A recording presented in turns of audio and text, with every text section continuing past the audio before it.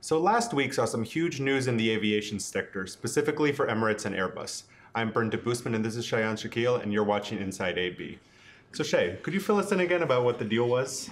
Well, so Emirates decided that it would go through with the A380 order. Obviously, it was the news all last year, possibly like the biggest driven aviation story coming from the region.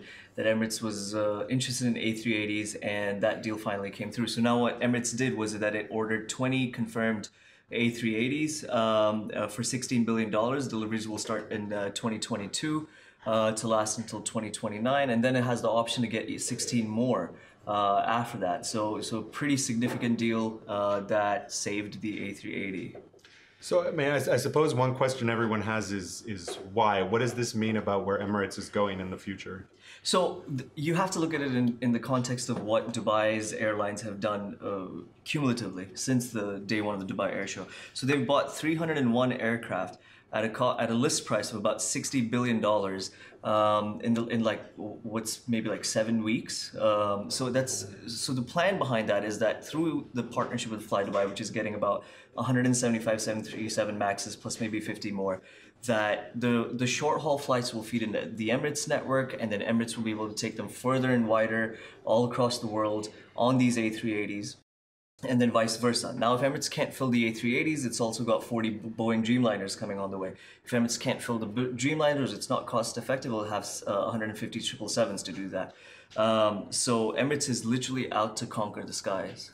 Interesting, and of course, I think as Sir Tim said, it's kind of a issue of Emirates needing these aircrafts as they go forward, isn't it? Yeah, I mean, well, nobody wants to run an aircraft or have like such a huge number of them in their fleet if the aircraft's gone out of production. I mean, who's going to do the maintenance? Who's going to do the fleet replacements? And it's a huge hassle to have to run an aircraft that's gone out of production. And Emirates is quite committed to this aircraft, and it's been a huge part of its success. And you and I were both at the Dubai Airshow, where I guess this was kind of the talk of the event, what Airbus's future is, what the A380's future is. So obviously they must be having a great week in terms of this announcement. Oh, they've dodged a bullet. I mean, the big three, Tom Enders, Fabrice Bregier, and John Leahy, are all leaving the company.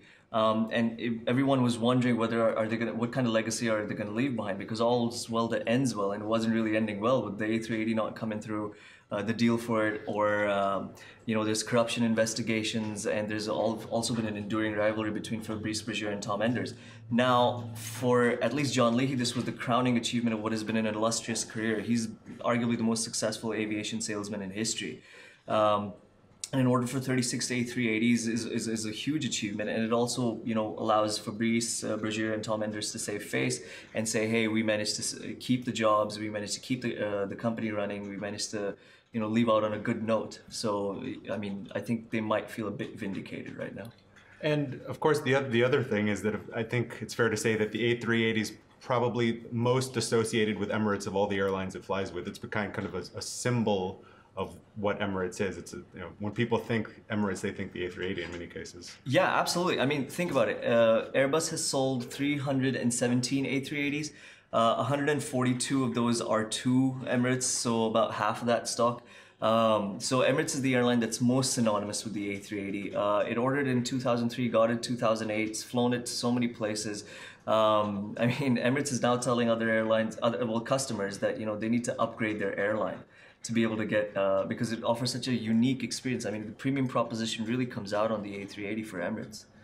Yeah, and of course, it's a customer, like you said, it's a customer favorite. People love flying on an A380 in many cases, isn't it? Yeah, absolutely. I mean, that's why Sheikh Ahmed said that the A380 has been a huge factor in our success. He says we've made no secret of it. And so Emirates was really banking on the deal coming through. What it didn't want was that for the aircraft to go out of production. And now obviously there's some momentum to that conversation, and they'll be able to finalize that deal mid-February. Emirates and Airbus has both agreed to continue that partnership for quite some while.